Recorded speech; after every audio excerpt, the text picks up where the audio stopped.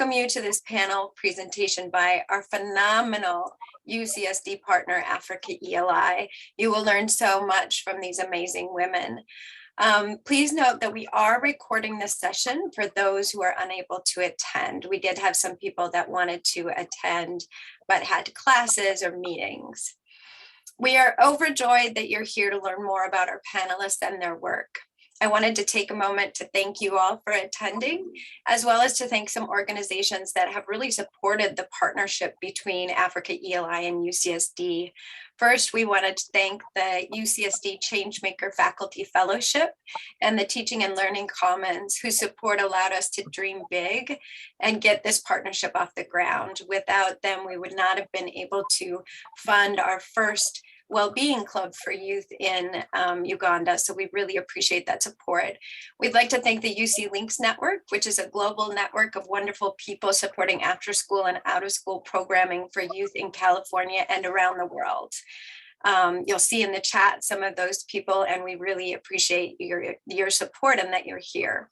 We also want to thank the Center for Gender Equity and Health at UCSD for supporting us through research mentorship. They've been really instrumental in helping us find instruments to measure and validate the work that we're doing.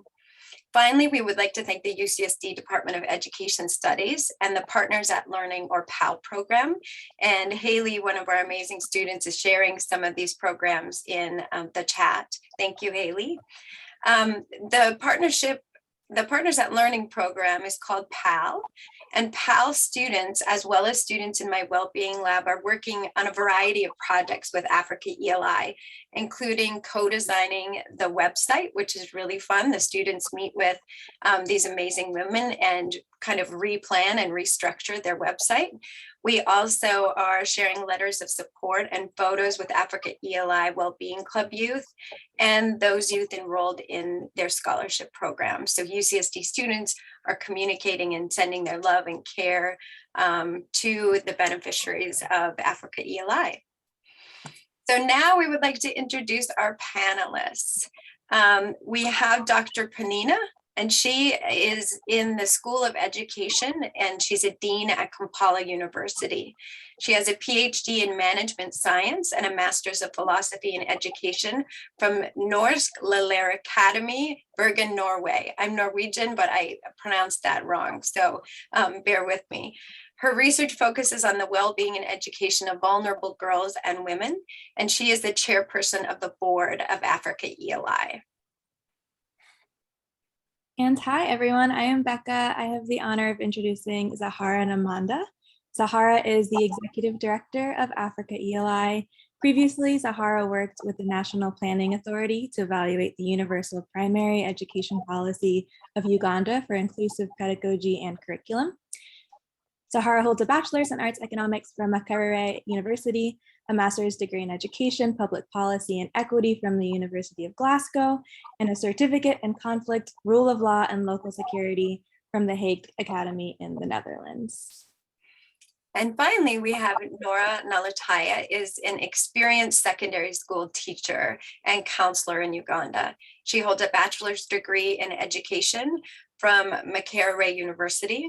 As a member of the board of directors of Africa ELI, Norah is engaged in program planning, reporting, budgeting, and program implementation. I want to take a moment to let Becca introduce herself because she's one of our instrumental partners in this work. And hi, everyone. I'm Becca. I know many of you, so hi, or nice to meet you if I haven't met you yet. I'm a second-year PhD student at UC San Diego, and I have the privilege of working with Amy and with our amazing partners, Africa ELI. So I am here just to kind of help coordinate and to learn alongside you all today. And just a heads up of how this will work. So we'll be hosting a panel where Amy has some questions prepared for our panelists. And then the last 10 to 15 minutes will be a Q&A. So have some questions ready for the last 10 to 15 minutes. At that point, you'll be able to put it in the chat or unmute yourself to ask the question. And we'll let you know when we're ready for that after the panelists have kind of given you some background about what they'd like to discuss. And now I'll pass it back over to Amy. So I'm just pulling up my slides. I, of course, chose the wrong window here. So just one moment, forgive me. I will grab our slides for today. We just have a few slides that we wanted to provide for you in terms of the context of education and refugee issues. So Norah created a really nice overview document about the education system in Uganda. So we'll be sharing that Word document in the chat. Feel free to look at it as you go along or read it later. And today's panel, we're really looking at the intersections of education, well-being, and gender for Ugandan refugee learners. This is an amazing self-portrait and photo of some of the work that we do with our joint curriculum called the Wellbeing Club. And I wanted to highlight that and really focus on the work that's being done to support our youth in Uganda. This is a photo of our panelists, so you'll soon hear from them. And the brief context is Uganda, relative to many countries across the globe, is not the most economically rich country, but they host thousands and hundreds of thousands of refugees, and they really stand out as an example of their willingness to host refugees. So this slide just gives you an area and some information on how many refugees are within the community. And you can see that it's a lot. And many of these, there's kind of an almost equal split between girls and boys that are coming in. There's a few more girls that are age 18 to 59, girls and women. And you'll see that there was an increase in refugees throughout the course of the year. And there's a variety of reasons for that. Most of the refugees are coming from South Sudan, the Democratic Republic of Congo, Somalia, and then you can see that some of the countries that have less refugees attending. So Zaharah will be able to introduce a little bit about South Sudanese refugees. There are really specific needs within this population. One of the largest needs is unaccompanied minors or separated children. There are older people at risk who are refugees or asylum seekers, those who have serious medical condition. And we're going to talk a little bit about women at risk and the specific vulnerabilities that girls face.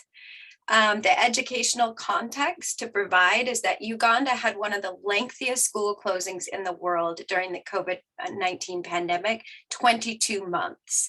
This puts a strain on youth, and our panelists will share more with you about that as we talk.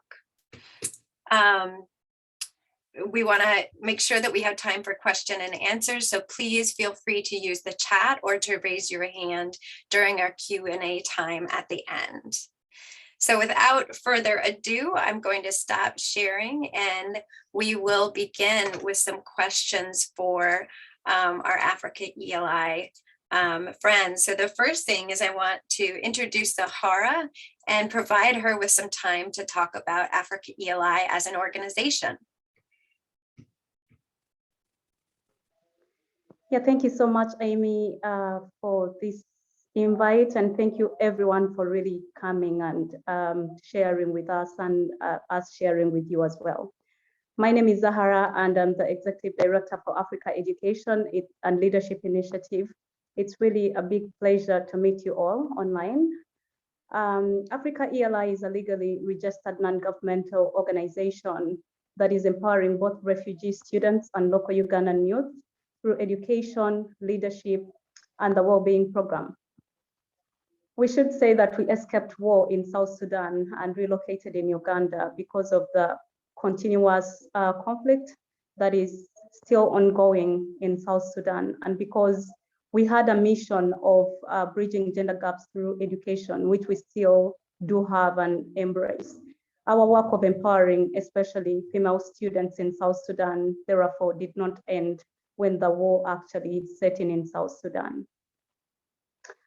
We are working with girls, especially from South Sudan, and because we really had the zeal to continue supporting them through education, well-being, and leadership, that is why we are still operating in Uganda. Otherwise, we would have ended our program in South Sudan when war came in. So we are looking at the different activities and programming, especially in education, leadership, and well-being. And because most of the students that fled war from South Sudan got into Uganda as the nearest escape area, we continued supporting them not only in education, but also empowering them with leadership and the well-being due to the kind of like experiences that they faced or they currently face while in Uganda. We are really very kind of like privileged to work with Dr. Amy and her team and the Department of Education and serving through the Wellbeing program. And our partnership has really been an eye-opener, especially in engaging the refugee youths and the vulnerable local youth in Uganda through mindset change, mindfulness, and also trauma-informed care. So yeah, thank you so much, Amy. Thank you for that overview, Zaharah. And one of our amazing student partners, Haley, shared Africa ELI's current website with you if you'd like to take a look at some of their history. So Zaharah, what are some of the unique needs of refugee youth in Uganda? And specifically, you can share a little bit about refugee girls as well.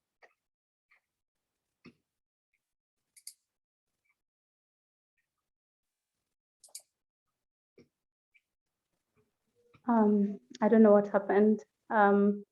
Yeah, technology, sorry. You can share off the, you can share without any notes. It can be very informal. Yeah, so I think I placed on transcript something and then I didn't know what to do. Yeah, so there are so many needs that refugee students actually face. And basically, I should say the most pressing needs relate so much on the well-being and the education of students. Why psychosocial well-being needs for refugees? We understand that when war occurs, of course, it doesn't leave you the same. And especially in the case of war, it's a fragile experience for everyone. And we could look at the statistics in Uganda for refugees, especially from South Sudan. We see that majority of them are girls, women, or children, I should say. And in this experience, girls either have been kind of like sexually exploited, that is number one, or they have escaped different kinds of assaults as they really travel from their broken homes or broken country to a safer place, for example, from South Sudan to Uganda. And the whole experience of trauma or the whole experience of sexual assault experiences and also escaping war, their stories of loss, I mean, losing their relatives, losing their parents, kind of bring an impact on their well-being. And therefore, I should say, that's why we hear people speak about the post-traumatic stress disorder effect. This really relates to so many needs. And the trauma that, these girls or children, I should say, escape war, and they have lots of stories that they're happy to share, or they can't share, or they can't reveal to the public. Then we should say that psychosocial well-being is a very big challenge or a need. And this need has not been so much noticed, or it is a raw area that majority of us who work with such a group have not realized. So that's why the Wellbeing Club is really very important at this moment, that we are empowering the girls through the Wellbeing Club and using trauma-informed care to support their well-being and also to empower them, unlock their potential, and also create a story of hope, a story of resilience. And secondly, the education. Why education? Education is very important because when we share a story of loss, when we think about sexual assault, when we think about our parents leaving us, or our parents not being reunited by their parents, I mean the refugee kids, or fleeing war and coming to Uganda as unaccompanied children, just like the statistics really showed, we see that the only hope for refugee students is education. Through education, they really find a place to belong. They find a community to share with their challenges. They find space to re-energize and have self-pep talks, I should say, that reveals a lot of potential in them amidst their stories of loss. So education, however, is not prioritized, because once, especially the girls reach in Uganda, we know that in South Sudan, worldwide, once you go and look at the statistics of countries where girls' education is not so much supported, we see that South Sudan is actually rated #1 or among the top countries where education is not possible. So either marriage or girls taken to be as bride wealth, this has really put their ambitions very, very low. And we see that the gap of children being enrolled or girls being enrolled in school, we could see that boys are higher, or girls are just a half number of the boys in the school. That is a very big problem. So if we are empowering a generation where women can participate in leadership, where women can build their resilience, how about education? If this is missing, I mean, we are not doing enough, even supporting them with their well-being, and they cannot be in position to access information regarding their well-being through education, there is a problem. So yeah, those are the two needs. And I would want to relate this to our scholarship program. So basically, we attach these two priorities, education and the well-being needs, into our well-being program, and then the scholarship program, which we really cherish and we are so happy to really engage in. Thank you, Zaharah. I do want to share that only 12% of teachers in Uganda have any kind of refugee-centric trauma-informed care training. And so part of that and part of our efforts that we'll talk about a little bit later is how do we support teachers in supporting refugee youth. I do want to mention, we've talked about the Wellbeing Club. The Wellbeing Club is something we designed here in the US. It's an 11-module curriculum that is visually arts-based, and it includes games, mindfulness activities, visual art, and a model of holistic well-being that provides youth with a language and shared experience. And Becca and Esmeralda helped me to write that curriculum out as with other students here at UCSD. And Zaharah and Dr. Peninah and Norah have really been able to take the curriculum and make it their own in amazing ways. And so we'll talk about that a little bit later. Norah, I'm going to turn it over to you. What is challenging and what is inspiring about teaching in the Ugandan context? Yeah, thank you very much, Amy, for the opportunity, and thank you everyone for attending. Yeah, I'm happy that I'm a teacher in Uganda here, and yeah, as a teacher in Uganda, there are so many challenges that we are facing. These challenges come right from the start. As like when we are still students, not until we become teachers. So like they are following us. So as teachers in Uganda, we have problems of absenteeism of students. You come to realize that as a teacher, there is a way you get dismantled and kind of fail to focus because of the absenteeism that is in your class. Reason being, now that Uganda is a third world country, there are so many parents who don't have enough money or don't have money to pay for their students or their children. So you find that these parents cannot pay school fees at the beginning of the term. So that means that oftenly their children are sent like back home. So because of that, you find that if at all you have like maybe 80 students, you find that maybe you find that you have 40 of them, meaning that the other 40 have gone home to pick school fees.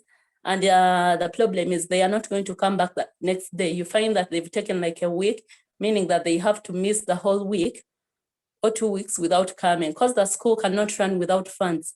And the only option that is left for the school is for them to send away the students, not until the parents get money to pay for that for the students.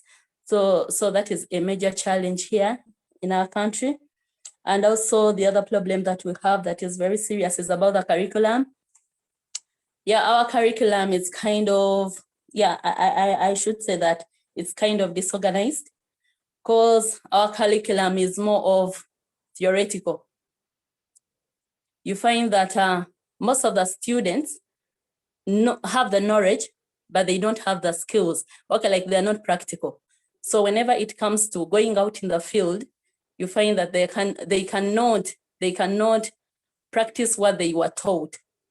So as a teacher, you really feel bad, because somehow, somewhere, there is a way you can't change it, because you're following the curriculum. The moment you change it and you're like, let me do both practical and theoretical, you find that for you, you're lacking at the back.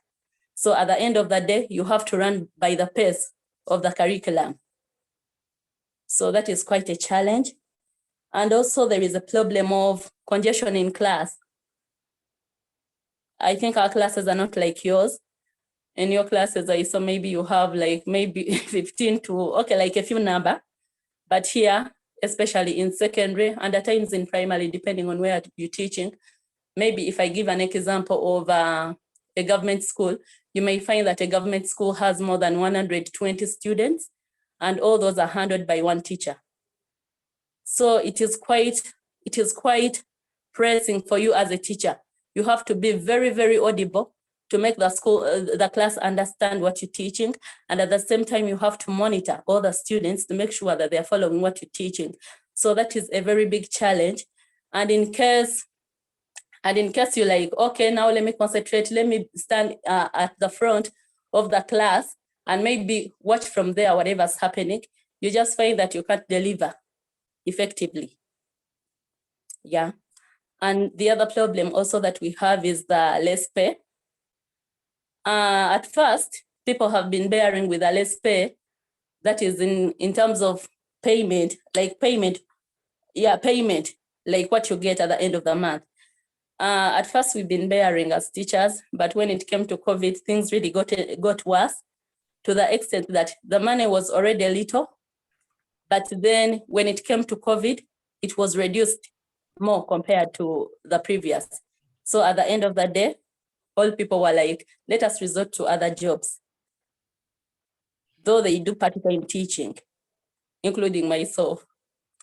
So as we're looking at the challenges, we also have some strength as teachers or inspirations that we've got as teachers, including the job opportunities that we get, because remember, you're already an experienced teacher who has been teaching for some time.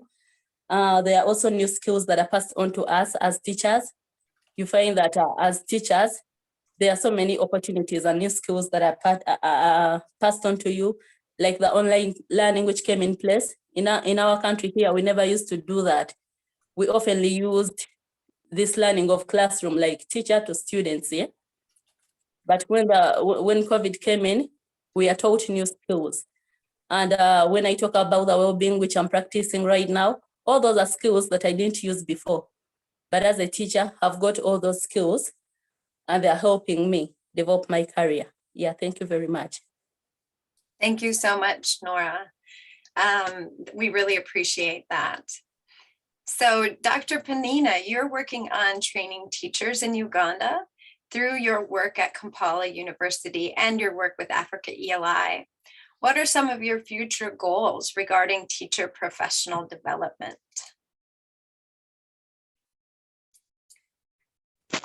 Thank you so much, Dr. Amy and the group and the entire audience that are listening in. Yeah, Dr. Peninah, I'm a lecturer by training, and I think some of my students are listening. So somewhere they will be agreeing with me. When we talk about professional development, we are looking at how trained are we, and what do we need tomorrow? When we look at this question on teacher professional development, then what are we looking at? But I wanted to define the professional development, looking at the continuing education and career training that each of us must have as a teacher, because teaching is not any other job that you can just run in and teach. You must be trained. And I also wanted to give you a number of teachers that we have in Uganda, where we have primary teachers. From the last census, there were 200, oh my God, 200, I don't know how to read this, 202617, 22617 teachers. And then for secondary school, it's 58, 100 teachers, bringing to a total number of 260,717. That's a very big number. Then we do have teachers who are trained in different levels, from second certificate, who are going to teach nursery to diploma to degree to master's and PhD. So when we talk about professional development, we are looking at the qualified personnel, who is qualified to teach and at what level, and then how should we have refresher courses? How should we have the more pedagogical training? Yes, you have finished the class, but should you go home and just teach? No, you must have more training each and every day. So that one should be one of our future goals. And again, when we go into the well-being, where I am now, how do we look at the well-being of teachers? And then what is the future of us and the students tomorrow? So I look at the mental well-being to be the positive concept related to the social and emotional well-being of individual and community. A teacher must be concerned with me and my students. I can't be me alone. We don't deal with money like you sit in the corner. We deal with human beings. So what is my social goal? What is my emotional goal? What is the well-being of the student and myself? So the major things I was looking at, or I'm thinking about, to be our future goals. One is having the ability to cope with and bounce back from stress and sadness. Today we had a well-being program, and I was talking to one of the students, and there's something she said, and she said, I learned one thing, the mindfulness activity from the well-being, and it has helped me. For example, I must practice mindfulness when I'm going to talk to the teachers. And I was like, oh, how? Yeah, before I go to the staff room, in Uganda, we have staff rooms where a teacher goes sit, have breakfast, have lunch, mark scripts. So those are like individual offices. So she said, I have to breathe in, breathe out, and be sober. And when I do that, then I know I am able to talk. And I was, so why do you do that? These teachers have stress. Sometimes you can go on a bad day when this man or woman has come with all the stress and he throws it on you. I felt like, oh my God. So one of our future goals is the ability to cope and bounce back from the stress and sadness as we move to class. Two, the ability to build and maintain relationships with our students and with our families. How do you build and maintain the friendship? Some of us are too hard. That's what students were saying. They are very hard. They are very harsh. So how do we build back? I don't know how it is in the US. Our teachers very friendly. Our teachers very tough. So here, some of us are very tough, and students even fear, and they have to breathe in and out. Then 2 or 3, the ability to manage thoughts and keep communication and social skills. How do you manage your thoughts as a teacher? How do you look at the social skills? How do you support communication, between you and the student? Is also one of our future goals that we need to look at. Then I would also look at the positive sense of belonging. In the well-being, we emphasize belonging so much. So as a teacher, what is your future goal? To me, the positive sense of belonging, the community connectedness. should be one of our future pride as teachers, should be our goal actually. And then we should highlight and embrace diversity. We have students who come from different walks of life. And how do we handle them in class? In Uganda, there's something we're discussing with my team today. You find students from different walks of life, very poor, very rich, and they even tend to segregate and sit in corners in class. So as a teacher, how do you cope with that? How do you greet this group? Which assignment you give? How do you respond to one particular group and leave the other? So the sense of belonging, the community connectedness should be so much as we embrace the diversity in the class. We should have the social supports as we move on to the students. And then we also talk about participatory classrooms, participatory community, participatory society. Some students of mine will agree that when I have to teach and they have to answer. Sometimes I'm like, I'm a student today, I have to learn from you. That's participatory. So if you do that, then who is not working or those who don't research will remain behind. And then I think as I sum up, I'll talk about working with passion. Should be also one of our goals. What is my passion? As I wake up in the night, as my alarm ring in the morning, what is my passion? Do I love what I'm doing? Or I'm just going there because I have to be there? Am I going there because of money? If money is not there, then I'm not supposed to be there. So to me, passion should be one thing that should drive me.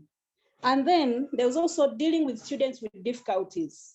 And I don't know, I feel like emotional.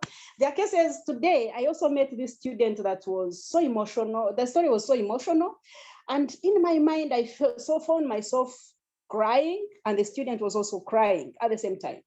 And then I was like, oh my God, Ashuma was in class, what would I have done? So I think my future developmental goal is how do we cope with students' difficulties in different circumstances with one or two different touching stories? What do we do? How should we handle that? And I think lastly, or second last, is being able to set and fulfill our goals. So as a teacher, what should be my role? What should be my goal? What do I look at? When I wake up in the morning, I look myself in a mirror, what should be my goal? When I'm setting it, will I be able to achieve it? And then I will conclude by saying enjoyment of life.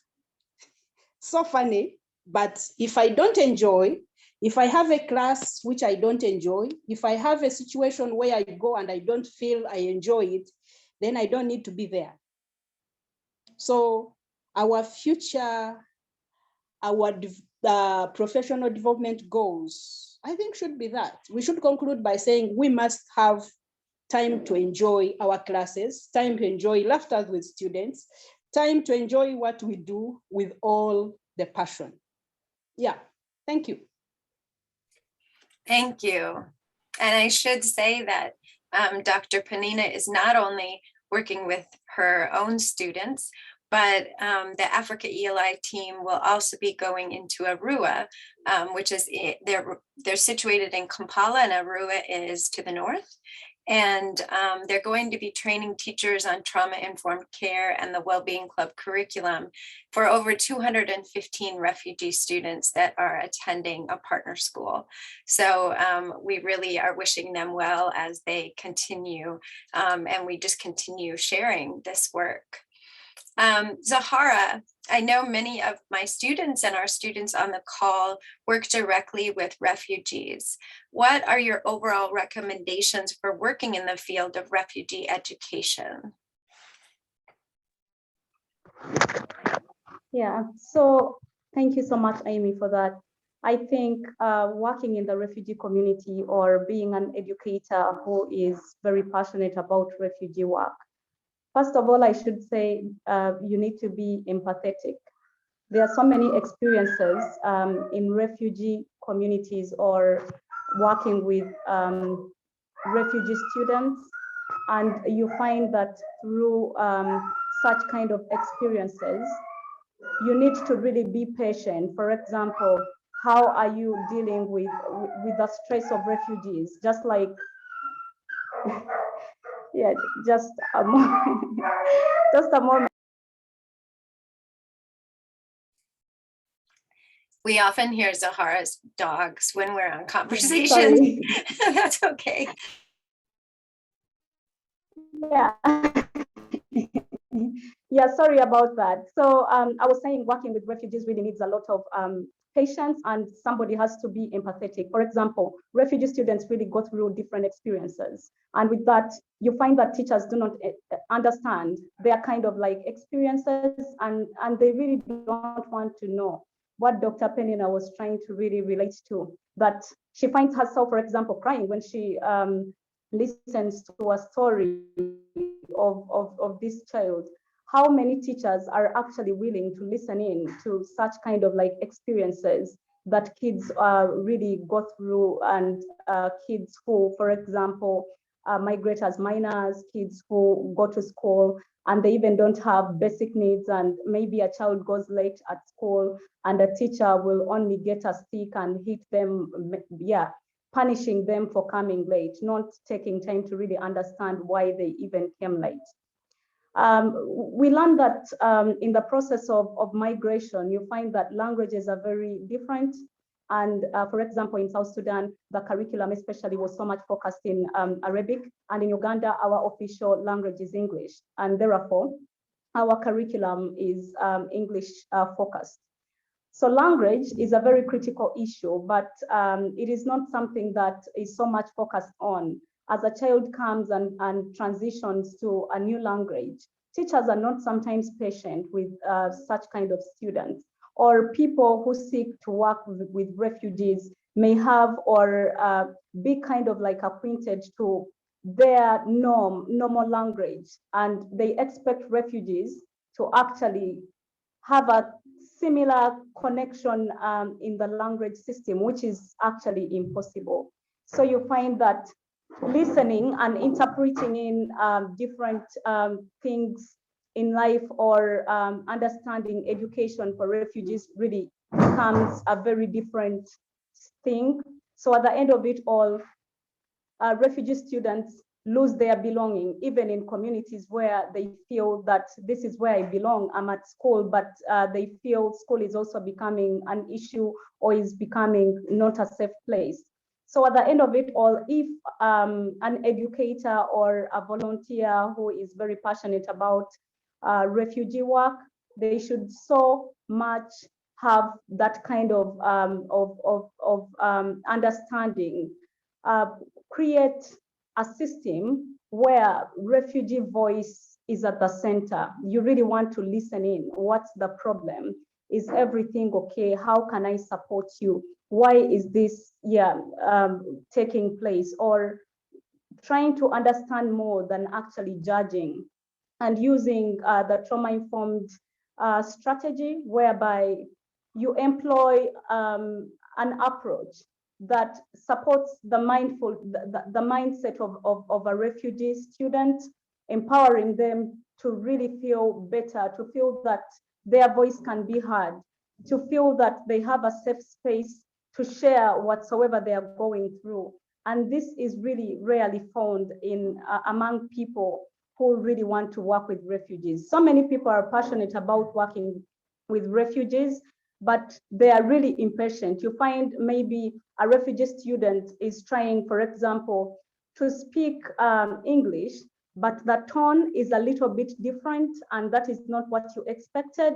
Or and that may happen because they are also struggling to express the kind of themselves into the kind of English that you, an English speaker or a person who has been working within an English-based curriculum, understands very well. And at the end of it all, somebody will say, this is being offensive, this is being disrespectful, but you have not actually understood why is this person coming into this tone, because they are struggling with the language. And I mean, this is not their first language, so you don't expect them to know the basics of like communication, or the basics of kind of like having that kind of intonation. And yeah, So we should really so much be focused on understanding the voice and listening in to refugee students' needs. That is the only way we as educators, we as people who are passionate to work with refugees can transform their mind and also their academic success and future transformation within our communities. Thank you so much. So I'm going to make this last question a one-word answer so that we have time for these amazing questions in the chat. So I want to ask you just what gives you hope regarding your work? And if you can answer that in one word or one sentence, that would be wonderful. And then we'll have time to engage with our guests. So I'll start with Norah. What gives you hope regarding your work with Africa ELI? Yes, thank you very much, Amy. Yeah, what gives me hope as a teacher is the exposure that I get. As a teacher, you're exposed to so many people out there. That is why if you're moving somewhere, you find that so many people know you, but for you actually like, oh, who are you? So those people have to remind you. So yeah, the exposure. Now that time is limited. Yeah, thank you very much. Thank you. What gives you hope, Dr. Peninah? Yeah, thank you. What gives me hope? I would say one. Oh, you said one word. I think having well, one word or short sentence. Okay. I would say students who are able to cope and be resilient in a very challenging situation. So a student who are very to cope and be resilient in a very challenging situation. That defines a successful student and a self-reliant, self-dependent, and self-driven student. That makes me wake up every morning. Thank you. Thank you. I agree. Zaharah, what gives you hope? Yeah, so my energy all lies along waking up every day and knowing that every girl I support will not remain the same. Even just a minute or an hour having a talk with them, I am very sure that their future will not remain the same. So that gives me a lot of energy, knowing that in the future, there will be so many Zaharahs who can work on a similar or various issues. So that is what really gives me a lot of energy to have sleepless nights or to only have 2 hours of sleep or to really work so hard, in this kind of like work.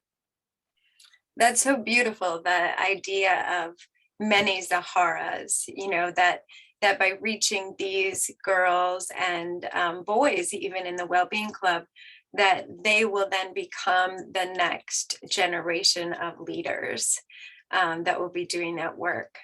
So I do want to say that these panelists work so hard. Often we are meeting at 7 a.m. to discuss things, which is after work for them. Again, they put in a full day doing 6-month follow-ups with our first Africa ELI group of youth in the Wellbeing Club today. And so they're coming off a very long, energetic day, and we just show so much gratitude to them for being here. Becca, would you like to share some of the questions that were in the chat? And then we invite you to raise your hand as well so that you can share comments or questions. And panelists, we'll just remind you to try to keep the questions brief so that we can get to as many as we can. Yeah, great. And thank you so much, everyone, for being here and for the panelists, especially for sharing. One of the first questions that I saw came from Gabrielle Jones, and she was wondering, are you able to identify trauma triggers and think of ways to be proactive in addressing those issues?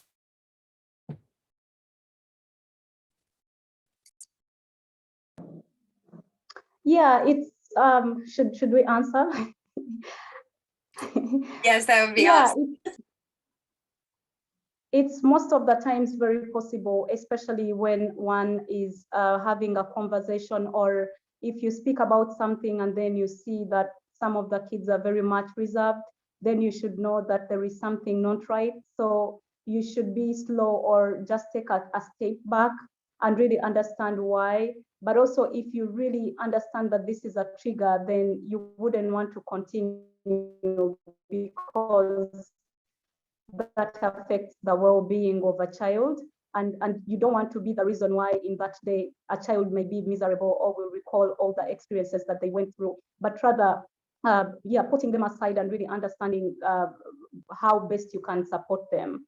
And they can be a guide because they understand very well what that trigger looks like, or how they can guide you on how to support them. So it's really easy to understand different triggers, but also sometimes it's very hard, especially if a child doesn't choose to show that that was a part of their experience. Maybe we say they built resilience out of whatsoever they went through. Thanks, Zaharah. I also want to share that the Wellbeing Club curriculum is curriculum that we call positive youth development. So we really try to focus on the positive and avoid re-traumatization through the curriculum.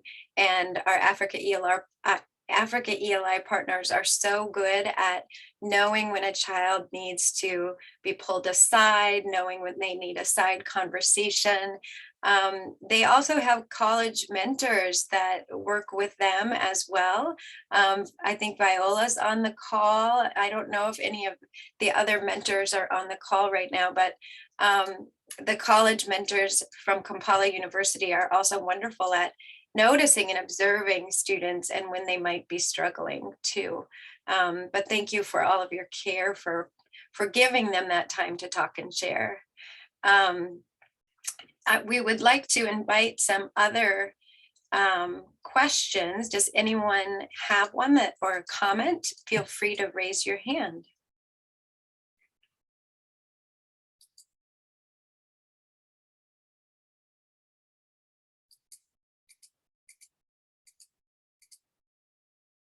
Do not. Oh, yes. Does Tom have a question? I saw Tom raising their hand. Yes, Tom has a question. Great. Okay. Sounds good. Go ahead. This is awesome work, really. I just congratulate all of you. And I was wondering, Zaharah, could you please tell us more about the club itself, like the practical details of how often you meet and how many kids there are and how old the kids are and stuff like that? And yeah, so we started with a group of 26 students, and that was for our 2 pilots. So before we actually thought about rolling out the curriculum to schools like those that especially host refugee students, we really wanted to understand the localization of the curriculum and also know that the curriculum is fit to be extended in the various schools, especially those we work with, and majority are refugee students. So right now, the group that we've been following up, that is the first group that we've been working with since the piloting began. And now we are rolling out the curriculum in one of our partner school, and it has 200 students, that is secondary, but also has 185 students in primary. And what our fears right now are is that for the school in Arua that Amy was speaking about, this school has 99% of refugee students. And according to the director, we've been in various meetings regarding the rollout of the curriculum and how we can best implement this. And then the challenge is that they say all the students really need to be in the curriculum. So it's not that we have to select 20 or 25 students. Yeah, so we are still looking at the best way to do that. So we are currently in Kampala with the 26 students, but now in Arua, they may even be more than that. So yeah, we are expanding, and we think the curriculum is now fit enough to be extended in other schools, especially, and maybe we hope one day this could also be integrated in the Ugandan curriculum. Great. Thank you. And the ages of our first pilot, remind me what those ages were. Becca, you probably know. They're 12-year-olds to 19-year-olds, 12-year-olds to 18-year-olds. Yeah, to 19-year-olds.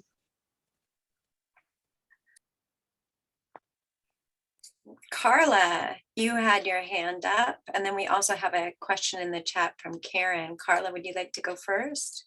Good morning, everybody. It's such an honor to be here among such great scholars and people who really fill my buckets of things to be grateful for. And so I just wanted to say, Zaharah, your work, I look up to you so much. Thank you for being my Shiro. And, you know, it makes me so happy to hear that your efforts are going into making these wonderful co-learners of ours a little bit more healthier with their day. And so the work that you are both doing in collaboration, you know, with UCSD, it means so much, and it's so powerful and so transformative. And I just wanted to say that, you know, thank you for continuing to be an inspiration. And you know that secretly behind the scenes, I'm sending prayers your way, and, you know, hoping to keep being able to help you in whatever way I can. So thank you for your work. Thank you, Thank you, Carla. We have a question from Karen that anyone can answer. Other than language development, what other academic areas do you put a big focus on? And how do you choose these areas? Dr. Peninah, do you want to answer that one? Or Norah? Yeah, I've had, other than, can you kindly come again? Other than language development? Can you repeat the question? Yeah, so other than language development, what other academic areas do you put a big focus on? And how do you choose those areas?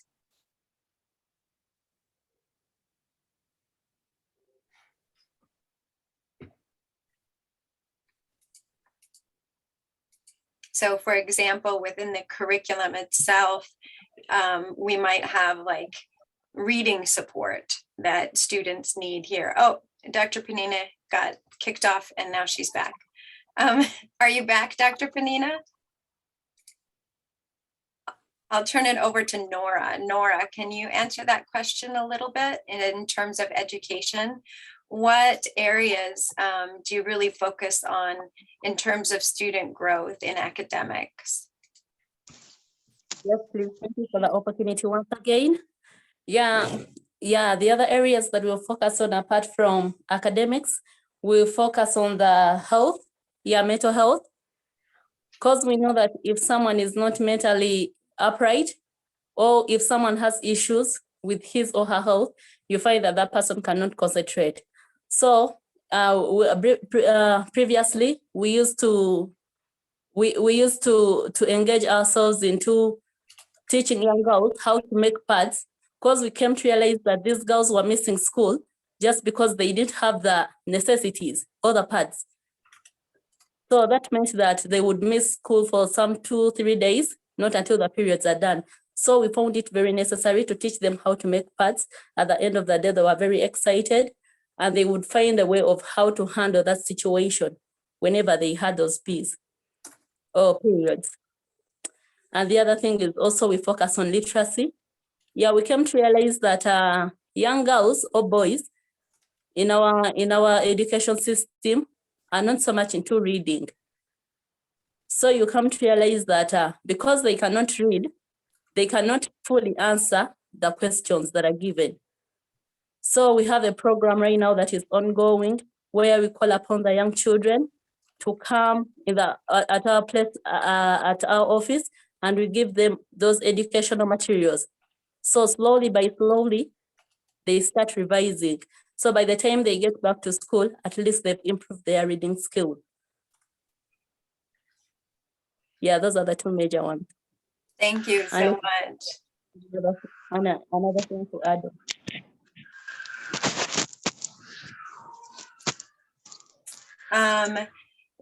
There was one great question here. As corruption is the order of the day, there's a lot of corruption in Uganda. How have you overcome it to make sure the students in refugee schools receive the education needs? And so we can talk about, everything from how we provide finances to you and how you make sure that those things get right to the kids. So how have you maneuvered that as a nonprofit? I can answer that. Yeah, so much we've been working with schools, partnership with schools, and also working with students themselves, because as we try to empower children, we are also trying to make them know that they should take overall leadership in their education. So in the process of financing and in the process of kind of like fighting corruption, I mean, corruption starts from individual. If you yourself are a corrupt individual, it means you're also empowering other people, a network of people you're growing with, to be corrupt. So in Africa ELI, we try to create a system whereby we are very transparent in terms of accountability, in terms of knowing that a child has to be in school. And if it is basic needs, we shall ensure that we work with the students to purchase what is right for their learning. Or if it is paying school fees, we shall directly pay school fees on the account of the school that we are partnering with. So we do not have kind of like issues of saying this money was given to Zaharah and Zaharah did not take it to school. So we are trying to build a generation of leaders and leaders who are accountable. So if we are doing that, then we ourselves who portray a picture of leadership should really be so much very accountable and very transparent to the people that we work with, even just a beneficiary of a program. So that is a culture that is embedded into our system, and that is who we are. So yeah. Yeah, and I can always know that the funds that we're working on are really getting there because Zaharah and the team write the most detailed budgets. It's really beautiful to have them as partners. So I just want to take this last moment for you all to be able to share some gratitude for our panelists. We'll stay on the line so that we can really copy these words so that they have them to lift them up over the next months, especially as we move some of this curriculum and training into Arua. And I just want to thank all of you so much. You are the most wonderful partners, and we get so much done, even though we're so many miles apart. And your wisdom is just really appreciated. So I thank you for being here. And we thank our audience for sharing this morning or evening with us. Yeah, thank you so much all. Amy, we are equally pleased to really work with you. And also the UC Links community. This is more like a global community. Africa, USA, it looks like it's just a minute to have support in terms of work, in terms of empowering communities. So we are really, really so much grateful to really work with you. Yes, thank you. And thank you to our students who are on the line that are helping to do this co-design project on the website, those in Africa who are mentoring and tutoring some of our youth, as well as our youth that will be writing letters to our refugee students today in class. So we have class this afternoon and we're so excited to write letters and virtually get them to your students. All right, well, we will wrap it up. Feel free to share some last words in the chat, and we thank you for coming today. Thank you. Dr. Peninah and Norah and Zaharah, I'm making sure that we get our chat comments as well.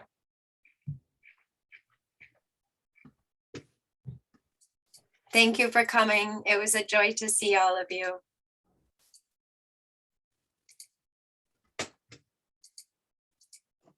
Thank you. Have a good rest of your day. You too, Carla. Thank you. For your time. Thank you, Have a good Gabriel. day. Yeah, thank you so much. Thank you for listening to us.